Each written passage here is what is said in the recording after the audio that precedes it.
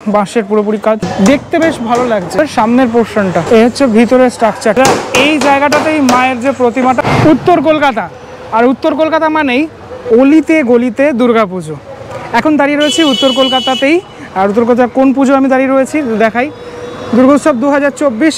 এটা হচ্ছে রথযাত্রার দিনকারের ব্যানার, মানে যেদিনকারে খুঁটি পুজোটা হয়েছিল। পাথুরিয়াঘাটা 5-এর পল্লী, লাস্ট ইয়ার আমি এসেছিলাম। এবছর এখানকার যে পুজোটা, সেই পুজোটাই আমি দেখতে এসেছি। এবছর উপাসনা ও দীপময় শিল্পী, দীপময় এবং উপাসনার যে পুজোটা এবছর হতে চলেছে এই গলির মধ্যেই। একটুখানি বলে রাখি, গিরিশ পার্ক হয়েও আসতে পারো, একদম নিয়ারেস্ট মেট্রো স্টেশন হচ্ছে গিরিশ পার্ক। তবে শোভাবাজার হয়েও আসা যায়, একটু ঘুরপথ হয়, গিরিশ পার্ক হয়ে সবথেকে কাছে হয়। মণ্ডপটা এই গলির মধ্যেই হয়ে থাকে, একদম রাস্তার ওপরে। এই হচ্ছে মণ্ডপের গেট, অনেকটা কাজ এগিয়ে গেছে আমি দেখতে পাচ্ছি, ঢেকে রাখা রয়েছে যাতে কোনো রকম কোনো সমস্যা না হয়। অনেক ওয়াইড কাজটা হচ্ছে, কেননা এটা পুরোপুরি এই ছোটো ছোটো ছোটো ছোটো বাঁশ কেটে পুরো ব্যাপারটা তৈরি করা হচ্ছে। মানে বাঁশ কেটে কিন্তু এই পুরো বিষয়টা এরকমভাবে করা হয়েছে, অনেকটা হাইট রয়েছে। চলো এখান থেকে প্রবেশ করা যাক। প্রবেশ করে ভিতরের অংশটা একটু দেখাই, ডিটেলের সাথে দেখাই। দেখো এই ফ্রেমটা দেখো, তোমরা দেখলেই বুঝতে পারছো বাঁশের পুরোপুরি কাজ। এই যে এইভাবে কেটে কেটে কেটে কেটে বিষয়টাকে তৈরি হয়েছে, বেশ ভালো লাগছে দেখতে। যখন পুরোপুরি ভিতরে লাইট দেওয়া হবে তখন ব্যাপারটা আরও আলাদা রকমের লাগবে।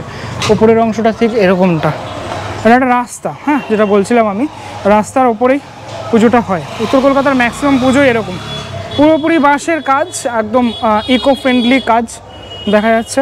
অনেকটা বড়, মানে এই জায়গাটার যে কাজটা হচ্ছে অনেকটা বড় মাপের কাজটা এগিয়েছে। অন্তত আমার একটা জিনিস খুব ভালো লাগে, উত্তর কলকাতার এরকম পুরনো বাড়ি, নতুন বাড়ি, তার মধ্যেই এই পুজোগুলো যে হয় এগুলো আমার খুব ভালো লাগে দেখতে। তো যাই হোক, এবার একটুখানি ডিটেলে যাওয়ার চেষ্টা করি কীরকমটা কী কাজ এগিয়েছে। এই দিকের পোর্শনটাতে আমি দেখতে পাচ্ছি এই বাঁশ দিয়ে এইরকম একটা স্ট্রাকচার করা হয়েছে, দুই দিকেই করা হয়েছে। আর এই আমার সামনে দেখতে পাচ্ছ এরকম একটা জিনিস দেখতে পাচ্ছ, চৌকো মতো, এটাও কোথাও একটা ইনস্টল হবে। মাঝখানের অংশটা ঠিক এরকমটা একটা করা হয়েছে, একটা ঘরের মতো করা হয়েছে। আর মূল যে মণ্ডপ, সেই মণ্ডপটাতেও এরকম টুকরো টুকরো বাঁশ দিয়ে রেডি করা, দেখতে বেশ ভালো লাগছে। মানে মূল মণ্ডপটা পুরোপুরি দেখতে বেশ ভালো লাগছে। প্লাইয়ের কিছু এখানে স্ট্রাকচার আমি দেখতে পাচ্ছি। ধীরে ধীরে একটুখানি ভিতরের অংশটাতে যাওয়ার চেষ্টা করব। আপাতত এই ডায়াস তৈরির কাজটা চলছে এখানে। পিছন থেকে যদি দেখাই তাহলে এই ব্যাপারটা ঠিক এমনটা দাঁড়ায়। অনেক বাটাম টাটাম নিয়ে আসা হয়েছে, এরকম গোল গোল টাইপের কিছু নিয়ে আসা হয়েছে, যেগুলো মণ্ডপের বিভিন্ন অংশে ব্যবহার করা হবে। ঠিক আছে, একটা মানে প্লাইয়ের মধ্যে এরকম বাটাম মেরে মেরে গোল গোল। মণ্ডপের একদম সামনের যে পোর্শনটা, আমি একটুখানি পিছনে ফিরে তোমাদেরকে দেখাচ্ছি। এই হচ্ছে মণ্ডপের সামনের পোর্শনটা, যেখানে পুরোপুরি ফুললি এই বাঁশের ছোটো ছোটো, মানে আর একটা ব্যাপার যদি তোমরা লক্ষ্য করে দেখো, ফুললি লাল রঙের যে দড়ি, সে দড়ি দিয়ে ব্যাপারটাকে বাঁধা হয়েছে, তার জন্য কিন্তু আরও বেশি ভালো লাগছে দেখতে। পুরোপুরি লাল রঙের দড়ি দিয়ে। আচ্ছা, এবার এই যে ওপরের এই অংশটা, এখানেও এরকম ক্রস মানে তোমার বক্স রয়েছে, ডিজাইনটা ঠিক এরকমটা করা। ভিতরের অংশটাতে ধীরে ধীরে চলে যাই, কাটাকাটির কাজ চলছে। এইটাকে সম্ভবত ওপরের অংশটাতে নিয়ে যাওয়া হবে। এই হচ্ছে ভিতরের স্ট্রাকচারটা। বাহ, এই জায়গার কাজটা বেশ ভালো লাগলো, মানে ভিতরের কাজটা।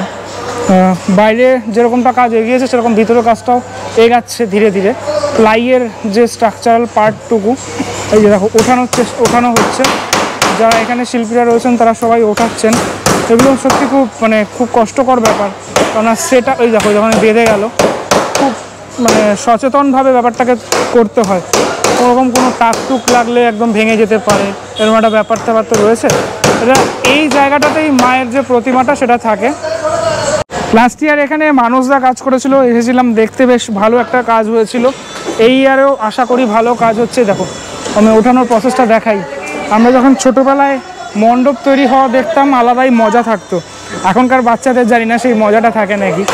আমরা এসে এই বাঁশের মধ্যে বসে থাকতাম, আমার পাড়ার মণ্ডপের কথা বলছি, তখন বেশ মজা লাগতো যে আর কদিন পর পুজো, হেভি লাগবে, ঠিক আছে, মজা লাগবে। এই কাকাদের সাথে গল্প করতাম, মানে আমি আমার ছোটোবেলার গল্প ফিরে পাই, মানে ছোটোবেলাটাকে ফিরে পাই এগুলোর মাধ্যমে। যে এটাকে মাঝের অংশটাতে ফিট করা হবে সম্ভবত, এই যে খোপের ব্যাপারটা, সেখানে কিছু একটা থাকবে, মানে কোনো কিছু ইনস্টলেশনের কাজটা থাকবে। আরও অনেক এখানে প্লাই আনা হয়েছে, সেই প্লাইগুলো ধরো ধীরে ধীরে যখন হবে, মানে এরকম স্ট্রাকচারে পরিণত হবে, তখন ব্যাপারটা আরও বেশি ভালো লাগবে দেখতে।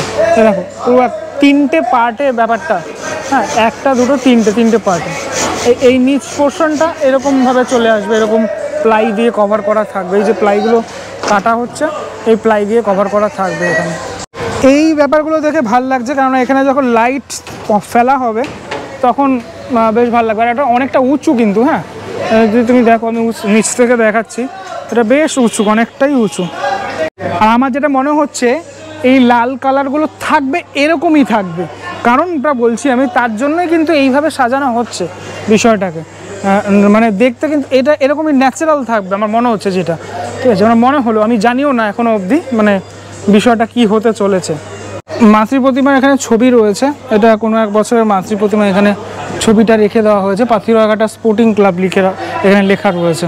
তাহলে উত্তর কলকাতার আরও এক মণ্ডপ তোমাদেরকে দেখালাম এই ভিডিওটার মাধ্যমে। মোটামুটি ভালোই কাজ, অনেকটাই এগিয়ে গেছে এই মণ্ডপের, অন্য মণ্ডপের তুলনায়। পুজোর সময় তো দেখা হচ্ছে, যদি আমি আসি দেখতেই পাবে, আর একটুখানি কাজে গেলে নিশ্চয়ই আবারও আসার ইচ্ছে রইল। কেমন লাগলো ব্লগটা সেটা আমাকে অবশ্যই জানিও। পরবর্তী ব্লগে দেখা হচ্ছে খুব শীঘ্রই, তবে কোনো জন্য বিরতি নেবো। ভালো থাকো সবাই, টাটা।